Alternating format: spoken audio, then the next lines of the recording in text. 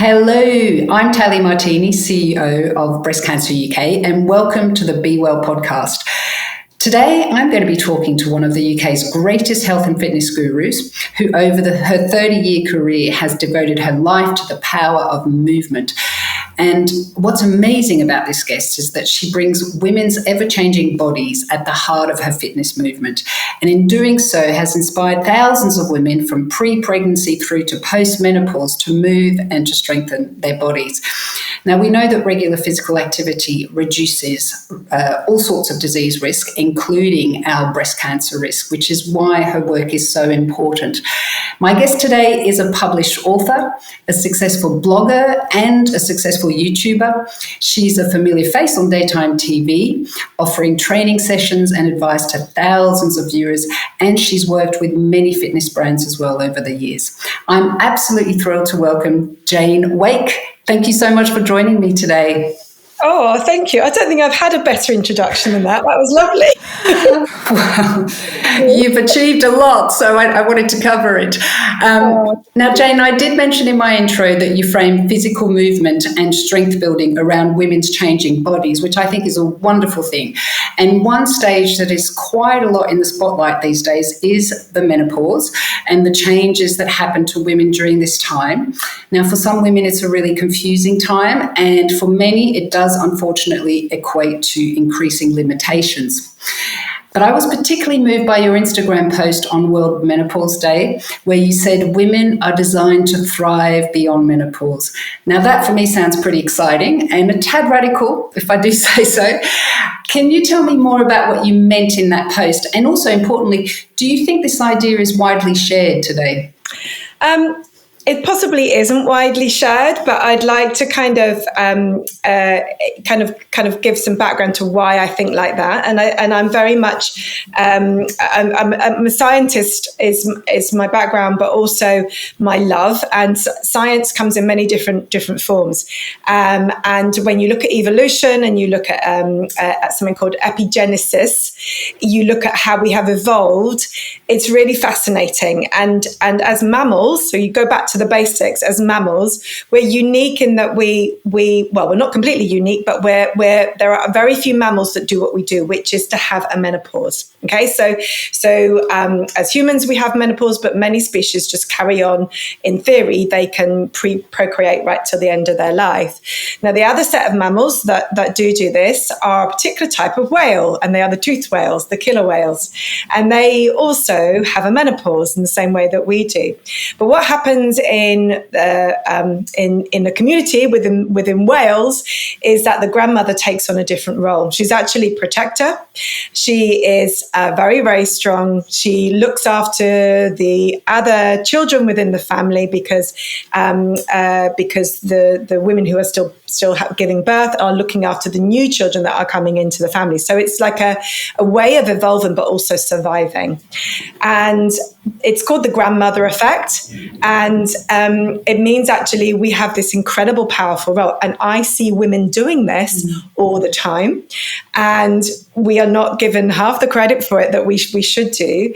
But also, there's this idea, there is this belief out there that when we have the menopause, that thousands of years ago or 100 years ago, women didn't live. Mm-hmm. And this is not true. Women do survive, and you've only got to look at different cultures again. So if you look at the Hansa tribe, if you see how the grandmothers there survive, they're the ones out in the fields. They're the ones doing the work. They've got babies on their back because the other mothers are still having children. So we can do this.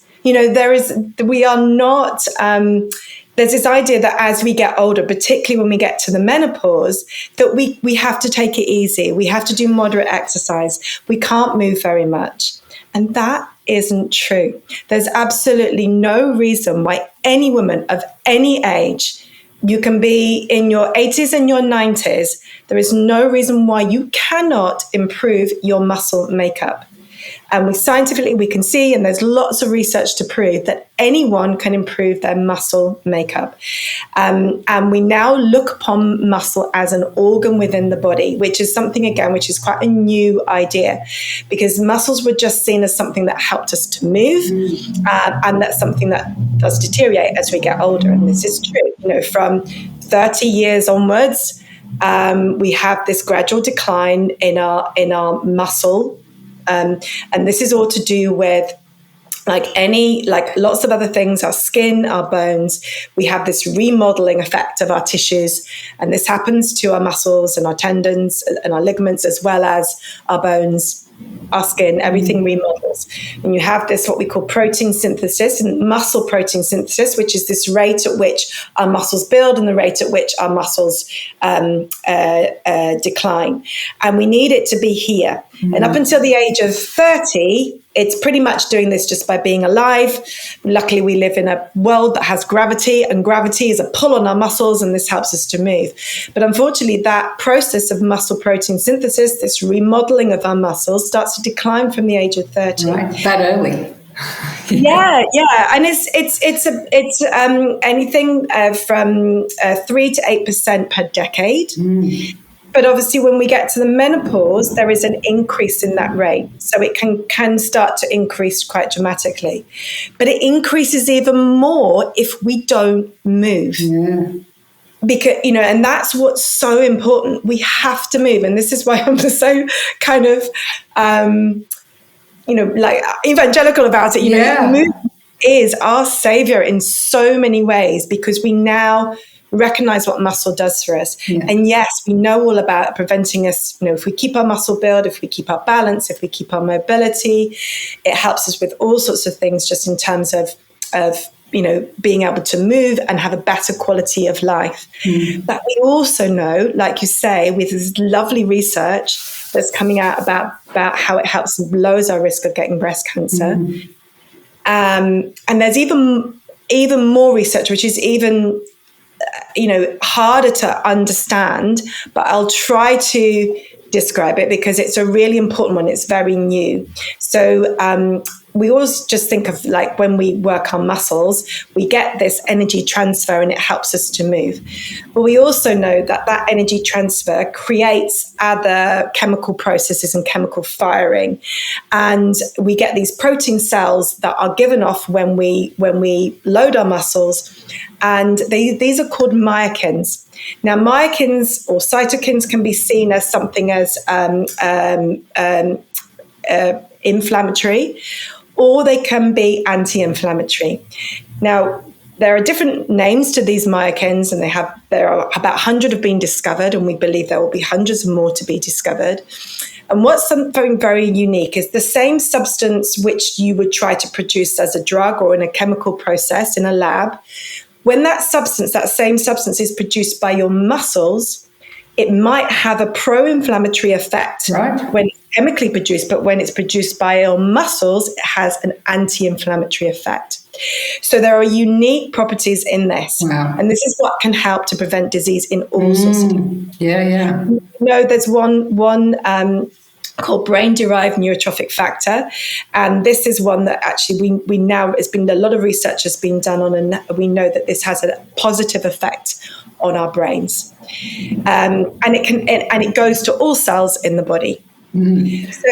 So this is all really new stuff, and I'm saying this with a pinch of salt because we don't know categorically yet, but it's very exciting, and it just goes to show that we still got a lot more to learn, but there is a reason why women who do work on their muscle makeup, and you see there's a wonderful woman who's in her late 70s going into her 80s called, and she's on Instagram and in YouTube, and you'll just look her up as Train with Joan, and she's this amazing woman who up until her late 60s, early 70s was at risk of every disease possible. She was diabetic, she had all chronic issues. And she's completely changed in her 70s. She completely changed. I mean, she looks amazing for a start. She looks 20 years younger than she did 8 years ago. But in 8 years, she has completely transformed her body. And it's very unusual to see a woman of that age doing it, but it is absolutely possible. Wow. Now, we're all different. Everyone is unique in a very special way. So how Joan's body responded is not necessarily going to be the same way that your body responds, but we all have that capacity and that ability to go from where we are to something greater. And is it one of the issues really that we know so little about the impact that the physical activity has on women's bodies because of the fact that they have ever-changing bodies, hormonal changes, different life stages, which makes it more difficult to study, and by virtue of that, less attractive for those studies to happen. So we have an absence of information about women's bodies, don't we? We absolutely do. So 75% of research is done on men. And I've spoken to researchers, and female researchers will admit this, it's harder to research on women. Because of these changes in our bodies. So it's harder to find control and standardizations within research to be able to, so because of our varying hormones. So for example, just within a monthly cycle for someone that's still having their periods, your hormones change so much that even from one cycle to the next, it doesn't necessarily compare. So when it comes to measuring hormones, for example, and testing to see what hormones are doing in the body, and from a research perspective, it's really difficult to do, particularly when women are menstruating. It actually gets a little bit easier when you're post-menopausal because there isn't so much variance, but there still is, but it's not quite so much variance. But there is just this under, that we just don't have this underpinning within female research to be able to say, yes, this is what it does for women. But it is changing. Great. People are realizing how important it is. And I always say this, but women are not little men. We are very different in the way that we need to look after ourselves, actually. But I also believe this is our superpower. Yeah. I think that rather than seeing it as a negative, we have to see it as a positive. Come on, let's just face it. We're the ones that are able to give birth and have children. And there is a reason for that. In these hormones that we are given in order to do that are very, very powerful. And even when we go into postmenopause, we still have those hormones and we can still use them to our advantage. And I particularly want to appeal to women who maybe in are quite a long way into their post-menopause journey, or are really unable to take HRT, or unsure about it, or just don't want to, particularly if you've had breast cancer. This is where the muscle side of it comes in. Because all the things that estrogen does for us, and yes, it can give us various different advantages, your muscles can do the same thing. Really? So we know that they can, when you build your muscle strength, it is anti-inflammatory. If you're going to build your muscle strength, you have to work on your nutrition. And this is really important because I talked about muscle protein synthesis. This is how we grow our muscles. We need protein into the muscles in order for our muscles to grow. So you have to look at your nutrition. And most women aren't eating enough protein for a start. Right. You also need to look at what other things estrogen does, which is anti-inflammatory. Well, as I said, we know now that when you build your muscles, there can be this anti-inflammatory process. We need more research, but we know that people who, for example, who get a lot of autoimmune diseases, so if you're looking at things like arthritis, for example, we know that actually training those joints with load will reduce your inflammation and will make your joints better. And now, doctors are really starting to recommend this. You need to move, and you need to move with weights because it does make a difference. So we know that there is this anti-inflammatory effect. But we also need to think about another thing, which is where my kind of sports science athletic side comes in, and every woman should see themselves as an athlete does. We need rest. and recovery. So in order for that whole process to happen, in order for us to build our muscles need rest periods in order to recover, repair, and grow.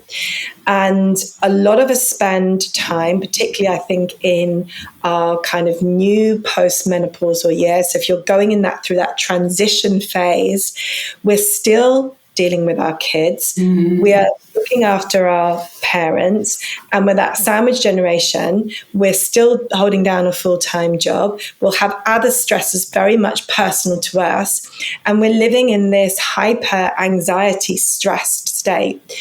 And we need to change that. Yeah. We really do. And I'm afraid we are guilty in ourselves of we put it all on ourselves. Yeah. I am one of those people. Well, we tend to put ourselves, I say the global we tend to put ourselves last, everything else first. And the problem, of course, is then, those things that can help us to cope with all those stresses we're not doing. I'm really interested in hearing, obviously you're so passionate about this. What was it really that got you interested in tailoring your fitness programs around peri and menopausal women? Yeah, well, I've always been focused on women all my life. When I did my master's degree, my research was on exercise provision for women, and how it didn't cater to women at all, and little things like I would be interviewing all these women, and they were obviously, I was in my 20s at this time, so I'm 55 now, so this is going back quite a long time. So I was in my early 20s, and I was interviewing these women, and they would say, well, this instructor doesn't realize when he does all those jumping jacks and we're following and we're running out to go to the loo is because we're literally wetting ourselves. Mm. And as a 20-year-old woman, I didn't understand that at the time. And boy, as a woman who has now gone through every stage of life, I'm 7 years postmenopausal. So and having had 2 children, I totally understand why those women said that. And it's why, those were the things that really got to me, although the words that those women told me, and they were women of all different ages. And it's like, people, we're just not catering well enough for women. And then when you start to look at the physiological effects, and I got very interested in the pre and postnatal journey. And actually that was really interesting because, again, there's no research on women in pregnancy in terms of how their hormones affect their body. Mm-hmm. And I was training some quite high-level athletes at the time. It's like, oh, my God, what can these women actually do and what can't they do? When I looked into the research, again, this is where there is a little bit of research on postmenopausal women because, again, we couldn't see anything on pregnant women. But what we did see is in postmenopausal women, those who were on HRT and those who weren't on HRT, there was a difference. Right. So that's actually what made me go, oh, wow, right, I'm going to look at this age group now. And obviously, I then started experiencing it all myself through my perimenopausal years. And as somebody who was a high actively person all the way through my life, yet going through having babies quite late in my 40s, I was probably postnatal and perimenopause at the same time. I didn't know it. And I think a lot of women having their babies late are probably doing that. Perimenopause can start from late 30s onwards. You can start to have those symptoms. And things like I was getting injuries and I didn't understand why. And it's because I was injuring myself when my hormones were really, really dropping. And at that time in my life, I wasn't doing much weight training at all. I was a Pilates teacher. I was running around after 2 small children. And I was doing a lot of Pilates, but I wasn't doing the heavy gym stuff, which I did do early on in my life. But I wasn't doing it then. And was it because you felt that you'd be kind of more at risk of injury if you were doing it? No, it wasn't that. It was actually, I fell out of love with gyms. That's what it was. So I understand every woman who hates going in the gym. I understand it. I get it. Yeah, me. I don't like it. Yeah. And it was partly because I'd actually spent so much time in gyms, hating the misogynistic attitude, and I worked in it and I felt it, and it was an awful environment. It's not like that now, but when I first started out, it was awful, really awful, very body image conscious, and it is changing a lot. It still needs to change massively because I am the only 55-year-old the oldest woman in my gym, which is not right. And every woman watching this, and man, women of postnatal age, like the grandmother effect, like those killer whales, like the Hansa tribe, we should be owning the gym. We should be owning that space, because not only do we have the propensity to train, but also we have the most to gain from being there. We actually have more to gain from being there than men do. That's why we need to get in there. But yeah, I fell out of love with the gym. Because I'd just been it so much, I just wanted to get away, and I wanted to go outdoors. I wanted to be in the outdoors. And so I kind of focused on that. Now I do both, because I recognize how important both of them are. And little things like I really work with the pelvic floor, because it's such an important area for us to focus on. One of the reasons why I was getting injured was because I wasn't doing the right things with my feet, and now really work with the feet, because our feet need to be really strong. And what do we do all our lives? We shove them into shoes. And unfortunately, that doesn't give us the muscle strength and the dexterity and the movement and the mobility around ankle joints that we need. We get very stiff in our ankle joints. And tying ourselves into shoes with a very narrow toe box. So if you look at your actual foot, the toe area is much wider than the heel. Look at most shoes, the toe area is much narrower. And actually our feet need to spread. And every time you walk, your toes have to spread. So I've chucked out all my high heel pointy shoes. Well, I haven't chucked them out, but I just don't wear them. I'm gonna have to eBay them or something, because actually my feet are too wide for them now, because I've worked on my foot strength. But the difference that has made from an injury perspective and being able to do what I do, which is high level training. I mean, I'm not everyone will need to do what I do.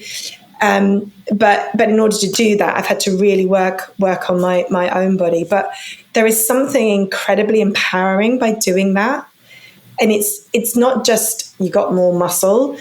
There is a feeling, and I cannot describe it. And it's a freedom feeling as well. And again, it comes with this age. It comes with that attitude of I just don't give up anymore. I'm going to do this. I'm going to live my life. And when we hit that transitional age and going beyond, we do have this badass attitude, and we have to own it, because it really is ours, and it is something unique, and it's something I see in women. I so admire in women who are older, and we need more of it. It needs to sing. And that rings so true, because that's exactly what we're about. We're about providing the support that women need to have control over their health, to feel resilient, and to feel that this is a really exciting time of their lives where they can be strong and they can be really healthy. But there is one delicate topic that I want to broach here. It's a very delicate topic around menopause, and that is weight gain. And we talk about it. It's actually a really important topic, because being overweight or obese after the menopause is a very significant breast cancer risk. And it does also increase other disease risk. And actually, a recent UK study found that postmenopausal women who were obese had around a 30% higher risk of developing breast cancer than women, at a healthy weight.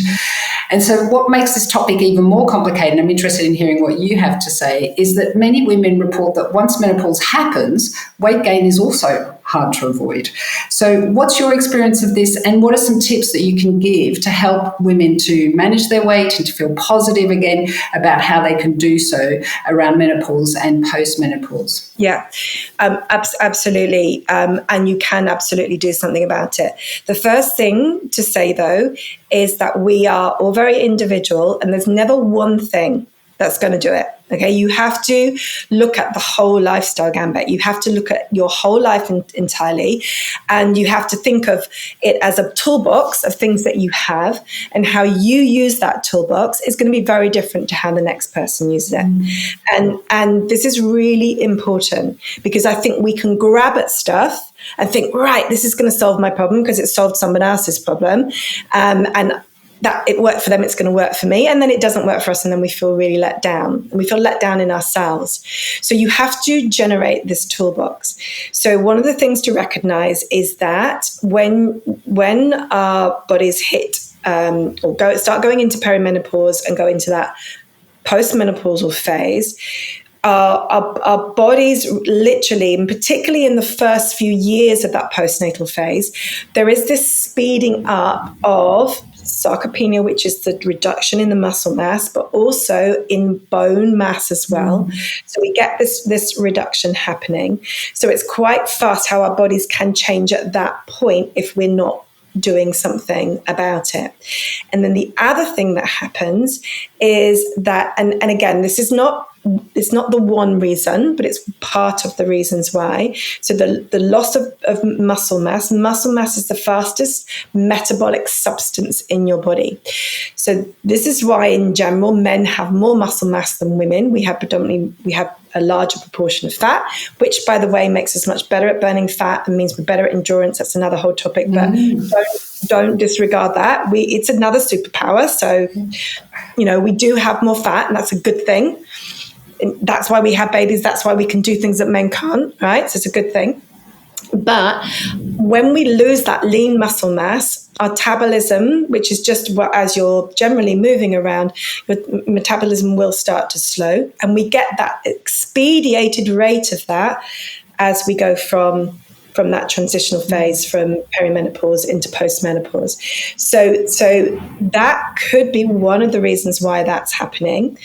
We also know that the body is amazing in how it tries to deal with these things. And the way in which we can produce estrogen in various different ways. Obviously, the ovaries is the main production site for our estrogen, but we also produce it through fat cells. So there is this, and it has been researched, and I think it's something that needs to be explored a little bit more. But it could be that the body is laying down fat cells in order to produce estrogen to combat the lowering estrogen. And where do we put those fat cells on? We tend to put them on around our middle. And that is actually of a concern, because obviously this creates visceral fat, which is around our organs, which is not good for our health at all. So that's another potential reason. There's also lots of other hormone factors to take into consideration. And when one hormone drops, it's kind of like a cascade effect. So when we measure for a drop in estrogen and progesterone, we're not actually measuring the estrogen and progesterone. We're actually measuring our FSH levels and other hormones which rise. And the only reason they rise is because our estrogen is low. So basically, think of your hormones as like a domino effect. So when one hormone goes off in a different direction, lots of other hormones do different things. There are various different hormones that we could look at. Cortisol is one, insulin obviously is the other, which is another major health concern. And there are two others. One is called ghrelin, and I always remember this one because I always think of gremlins. And it sounds like a hormone that makes you feel hungry. Okay, right. So ghrelin is So when our and there's another hormone called leptin, and when leptin is high, this is the hormone that makes us feel satiated. So when leptin is high, we don't have those signals that when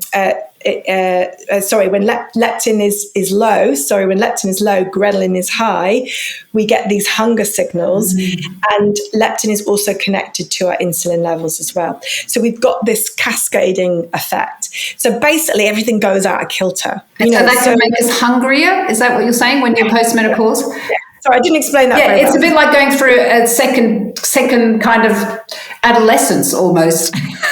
And I'm not an endocrinologist, so I've studied it quite a lot, but I'm not an endocrinologist. So this is not my expertise. But yeah, absolutely. It's just, and we have things happening to us in puberty. And when we go into perimenopause, it's almost like the same thing, because we get these highs and these drops and these lows, and it sends us crazy in various different ways. And we know this, right? Because we feel out of kilter, we feel out of ourselves, and all of these things can contribute. And not getting enough sleep. Our bodies do a lot of work at night, a huge amount of work at night. And if we are in a heightened level of cortisol, this impacts on a number of different things and could be contributing also. Again, might be just one of those little factors. So those are all the things that can be happening to us. But then we look at how we can combat them. And it really is the simple lifestyle things. How I always say you've got to fall in love with sleep. Look at how you loved sleep when you were a child. You just slept, and sleep was this wonderful thing. Teenagers, they just sleep. They can just sleep. And the reason we don't sleep is because we're too worried about everything else, and we're not actually seeing sleep as a priority. We're not thinking, right, what can I really love sleep. I'm so determined to sleep. I'm going to sleep. It's the same with exercise. We don't see it as important enough. And so it's like, I don't like it. It's not for me. I find it difficult. It's too hard for me to get into. I see people exercising and they are not like me. So we have this problem with our own self-efficacy. And we've got to turn that around, and we've got to actually really love these things to the nth degree that we prioritize them. Yeah. And sleep is a good one to think about in that respect. For what it does for us, our bodies do incredible things. All of our organs are basically downloading, and our brain's downloading. Our organs are resting. Our liver's doing so much processing at nighttime. And unfortunately, if you're having a glass of wine or 2 or 3 at night, then your liver's got to then process that. And if it's processing that, it can't do other stuff. And that is going to be one of the reasons why you might be waking up bang in the middle of night because of that. These are examples of reasons why we need to get lots of sleep. We need to look at our diet. I've talked about protein, but we can be looking at those anti-inflammatory foods as well. And that's all a part of what we can do. And it's seeing these as, not one thing is going to help, but if we just start to accept all these things into our life and enjoy them, because actually they can be really enjoyable. And one of the things you've got to do, even if you think, right, I don't want to go in a gym. I don't want to, and you don't have to go in a gym, by the way. There's loads of other ways you can do it. But you just make very small, little, tiny steps towards these things. And one of the biggest things I think for women for sleep is anxiety. And this is, again, it's proven a lot in research. And it's women who don't sleep, who sleep is worse than men's. And we do seem to suffer more, particularly when we go into this life phase. So we have to, this is where it's all tied into our anxiety and why we need these different things. Now, the simplest thing you can do for your anxiety, and anyone can do this, and just think this is actually contributing to my weight loss, is to breathe. To become conscious of breathing and start doing 5 minutes of breath work every single day. And that's your first step. And that's where you start. Because what you have to think about is that this is you now for the rest of your life. Okay. So you're doing breath work now in whatever way it works for you. And it might be you do it whilst you're doing a walk. It might be that you turn it into a meditation. It might be that you literally just take 2 minutes and you find a video on YouTube or wherever you find it, and you learn a little bit about breath work. And it could be as literally just two minutes, because it's stepping stones. And I think we feel that everything has to be done within a certain time. We feel everything needs to happen now. And we need to kind of sit with ourselves and take a step back and just go, no, I'm going to do this one little small thing, and I'm going to make it my thing, and I'm going to own it, and I'm going to fall in love with it. And then I'm going to try something else. And then you have another kind of domino effect, because one health habit breeds another health habit. And you can, start with a 5-minute walk every day. And I work with walking groups, and we have like a chat group, a walking chat group. And the power of walking is phenomenal, and every time you're taking a step, you are loading your bones to a certain extent, and you're starting to use your muscles. Now, it's not the same as strength training, but it's your step. It's literally your step, but it's also your stepping stone to maybe moving towards doing some strength training. So that's where you start. You start with a 5-minute walk and you do it, but you do it, even if you hate it to begin with, 5-minute walk, you might hate it to begin with for whatever reason, you do it. And you do it again because you know you can actually manage it. Or break it down to 2 minutes if you want to. It doesn't matter. Break it down to where it's manageable for you, and you do it. And you go, I really don't want to do this. And you're going to procrastinate, and you're going to think of every reason not to do it, but you do it because you've made it easy enough for you to do it. So you know in your head there's no reason to not do it. There's no time restraint. There's no reason why you can't do it. So you do it. But it's not just about doing it that one day. It's the consistency that counts. And there will always be days and weeks where we can't. We're really sick for whatever reason. We've forgotten. Something happens. We don't do it. Don't beat yourself up for the days you don't do it. That doesn't matter. Keep in your head the day you are going to do it, which is the next day or the next day after that.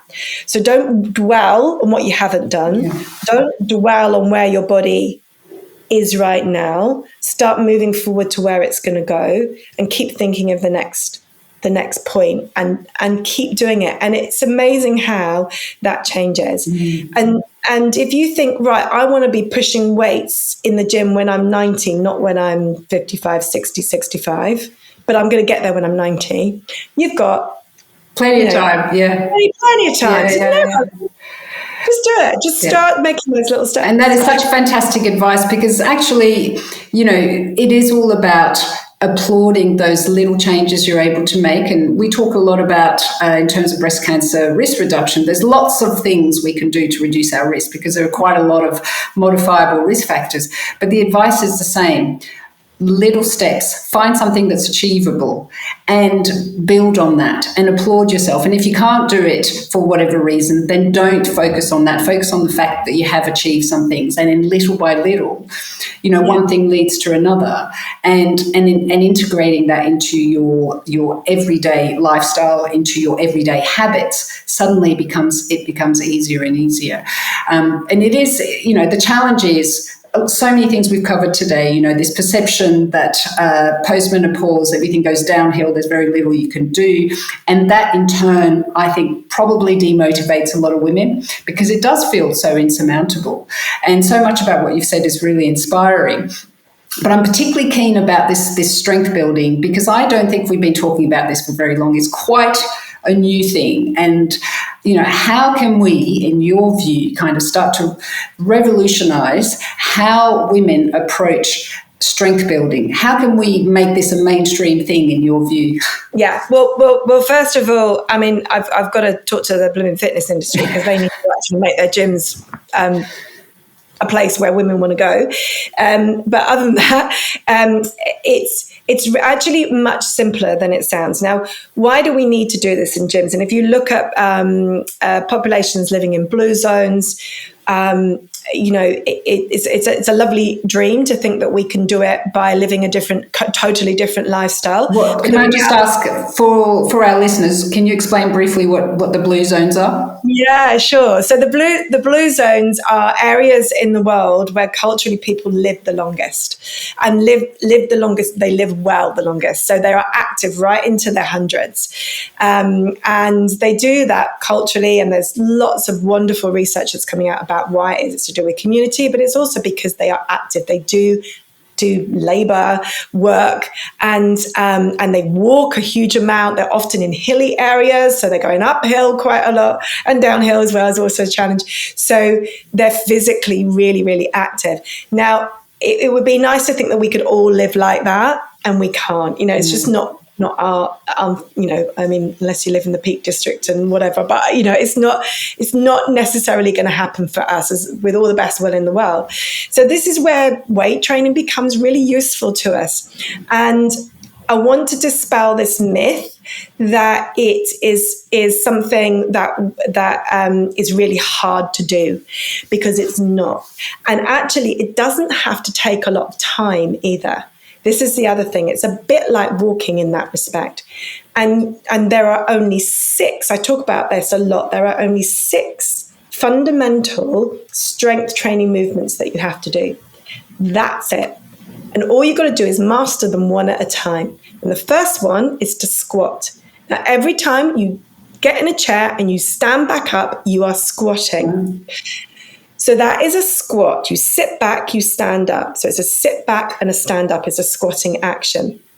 Now, it's one of the most important movements because we need to be able to get out of a chair until later and later in life. It's one of the big signs when you start to lose that control of being able to get out of a chair. It doesn't matter what age you are at. If you're starting to lose that, you need to work on your squats, okay? And all you do is you start, and you've got to go to a depth. You've got to go to the depth of your chair. So you sit back, and you start with your hand support and you stand back up, but you start to work being able to sit back and stand back up with your hands here. I'm definitely going to give that a go afterwards. Yeah. And that is your first strength training move.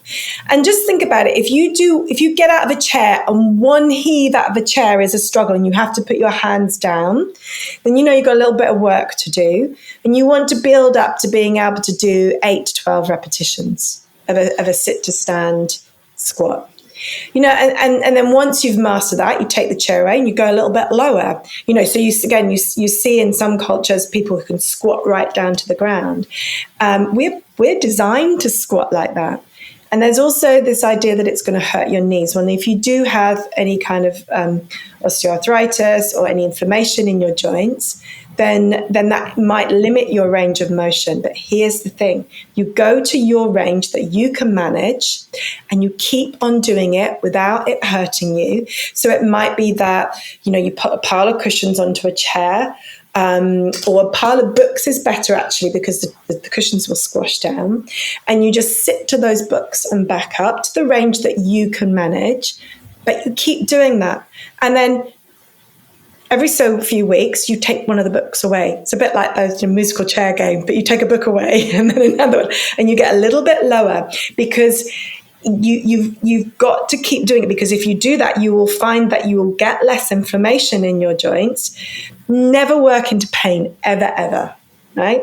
Don't work into pain, but you go to a point where you can feel it, and there is this feeling of fatigue in muscles, which is a good thing. Right. Fatigue is really important to get to. It's that point where you think, oh, I really can't. My legs stop. I need to stop. Now, that's a different feeling to a chronic pain or a sharp pain, and we need to recognize that. Pain is another big subject of mine as well. Understanding our own pain. It's a communication. We need to listen to it. So listen to your pain. It's telling you stuff, but don't see it as the enemy. See it as a way to deal with things.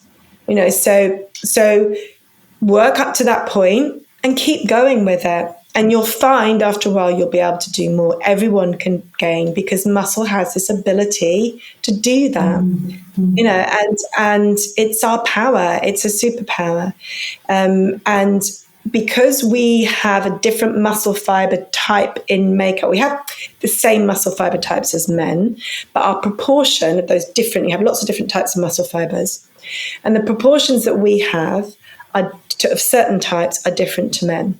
Now, we have there. If you look at it, let's just take it as big two types. One is fast twitch and one is slow twitch. So women have predominantly more slow twitch muscle fiber. But what that means is we can change those fibers to fast twitch. And fast twitch is what you want to go fast, to push harder, to really power, to pick up a heavier weight and really lift it. You need that fast twitch response. So because we naturally have more slow, we have the propensity to change more muscle fibers than men do. Because men already have quite a lot of the fast twitch. So if they don't do anything, theirs are just going to get slower, right? We can actually make a bigger difference. So at the moment, studies show that women, when it comes to gains in muscle mass, women and men gain the same amount. But we have less muscle mass overall than men. So when you look at it from that perspective, start thinking about the statistics here, we are gaining more, and we stand to gain more. And this is our superpower, you know, and this is like, this is why I say women need to own the gym. You know, this is why we need to do the strength training. Completely. So I talked about those 6 moves. I'm going to tell you the 6 moves because it's something to look up. Please do, yes. Yeah. So the 6 moves are to squat, to lunge, to hinge. To hinge is to bend over and pick something up and back up again. To rotate, to put your seatbelt on is to rotate. And to push, every time you push something away, you're doing a push action, and to pull. No, so those are the 6 movements: to squat, to lunge, to hinge, to push, to pull, rotate. You just need to do an exercise that covers one of those. So that's 6 exercises. You need to do them twice a week to gain.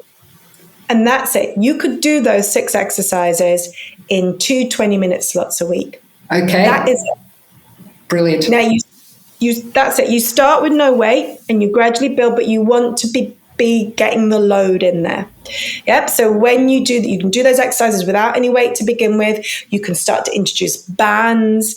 You know, there's all sorts of different ways of doing it. And I do a strength training program where it's all based on 9 and everyone does it in their homes. It's not, you know, it's not something that you have to go to a gym for. Yeah, and I think that's a nice thing these days, is to be able to do it at home, because sometimes, you know, gyms are still very intimidating places. Yeah. Look, thank you so much for sharing so much wonderful advice for our listeners. It's absolutely brilliant to hear about the various ways in which our bodies are, you know, our superpower, and, you know, there are lots and lots of things we can do. I want to turn to you now. We've got a few questions we ask all of our guests. After all this fantastic advice around how we stay strong, do you have any guilty pleasures? Oh, loads. I'm all for enjoying your life as well. And I do, and I suppose the one that I struggle with is alcohol, because I know what it does for us. But I do still really enjoy. I have given up on various occasions, but for me, the odd glass of red wine is my very much my guilty pleasure, because I know it is really bad for me. I also love eating dark chocolate, which also, because I am a migraine sufferer, I have since I was a kid been a migraine sufferer, so I know that is really bad for me. Right, so that can actually trigger the migraines, can it? Yeah. Yeah. So, but what I've learned is to manage these things, and because I do look after my health, I feel I can, you know, I'm not one of these people that feels you have to banish stuff. So I can have a bit of chocolate, and I feel like I can enjoy that really good glass of red wine. Because I do all these other things, and I think that's really important. But yeah. Well, that's not too bad, really. But thanks for admitting it. One last question I want to ask you is there a book or a film or a podcast that has inspired you to be well? Something that kind of you've really enjoyed. Yeah, there's a few different things, but I think the one because I think this would be a really good book for lots of women to read. It's a book that's actually called Unwell Women. It's by Eleanor Claiborne. It's a beautiful book. It really makes you think. And it gives the history of women's health, and how misogynistic medicine has been for such a long time, but the roots of where that comes from, and it makes us understand ourselves. And this empowerment feeling, this like really understanding ourselves and where we come from in order to go forward is really important. And I think anyone that wants to open their mind and see how incredible they really are, it would be a good book to read. Wonderful. It's a hard book to read, but a good one. Yeah, wonderful. Well, look, thank you so much for all your time today, for sharing your fabulous advice and also inspiring us with your own personal story. If people want to find out more about you, where can they find more information on you? Yeah, so I'm just janewake.com. So spelt the simple way, JaneWake, so.com. And I'm Jane Wake UK on Instagram, on YouTube, I think it's just Jane Wake, can't remember. But I have lots of videos, free videos up on YouTube. I do lots of posts all the time. I put a lot of information. I always reference research if anyone's interested in research. I don't really do Twitter anymore, and I'm trying to do Threads, but mainly Instagram, YouTube, and then janewake.com. Terrific. Thank you so much. All right, pleasure. Jane. Pleasure.